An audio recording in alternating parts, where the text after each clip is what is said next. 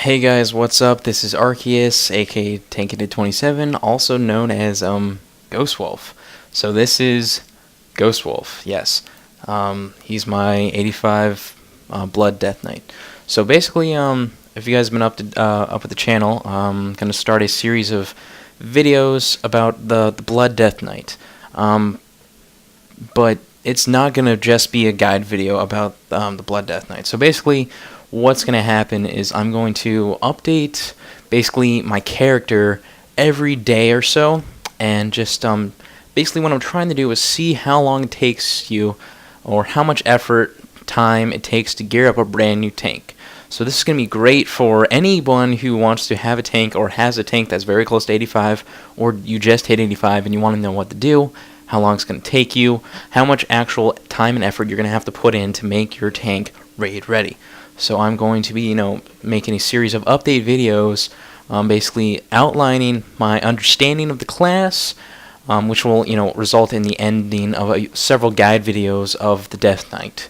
And also, just updates on, okay, this is my item level, this was my item level yesterday, this is what I did, yada, yada, yada. And I'll try to keep record of, how many dungeons I'm doing and that kind of thing.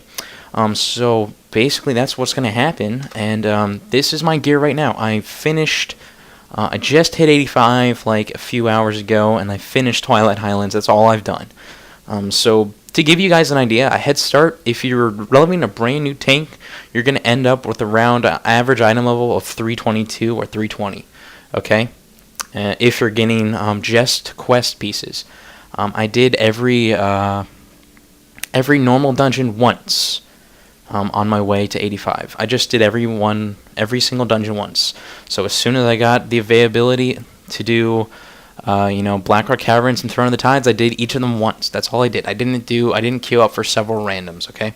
And that's all I got gear-wise from those, was just a few drops. But actually, they will drop 333 16s, I believe. And then you'll get 318s from Deep Home and Twilight Highlands, and you'll get your occasional 333 from the normal dungeons, and also there's actually quest rewards that give you item level 333s as well. But if you're gearing up a new tank, you'll end up with around that item level. As far as the leveling process from 80 to 85, I did started with Fashir. Reason is I wanted to get Earthen Ring to Revered, which I did. Reason being they sell the Helm enchant for tanks at Revered. I then went to Deep Home because they have great gear, and it also gives you more Earthen Ring rep, as well as it starts you on the road to Therazane. Therazane is the only faction that you have to get exalted with in Cataclysm. Whereas at the start of Cataclysm, it was probably a good idea to get them all exalted. Now it's, you just need Therazane, because the gear, you get to skip 2 tiers of gear with dungeons, so you don't really need to take advantage of those exalted rewards. However, Therazane does have really great shoulder enchant for tanks at exalted, and that's the only shoulder enchant in the game for tanks at the moment that is worth a damn, at Cataclysm level. And then from there I went to Wildhammer in the Twilight Highlands. You get some more Earthen Ring rep, as well as probably the best questing experience in the game. And excluding good gear, you also level up with the Wildhammer, and you'll get around Honored, which is where I got to. And the Wildhammer give you a Helm enchant for DPS.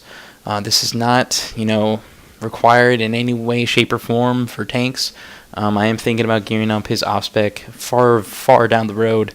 So, having that close to Revered, or one step away from Revered, it's just something I did. And also, I just like Twilight Highlands more than Oldham. So I only did 3 out of the 5 zones.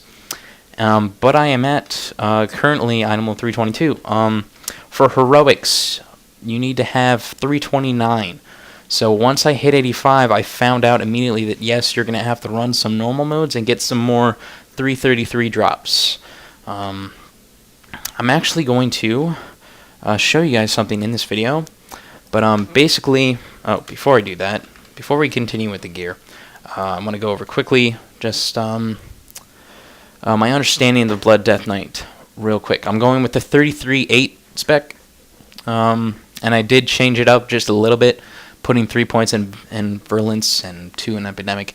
I'll cover all of this at the end, but basically how my understanding is working so far is going with a very cookie-cutter spec and glyph setup so far at the beginning. I might change it. I've already changed a little bit.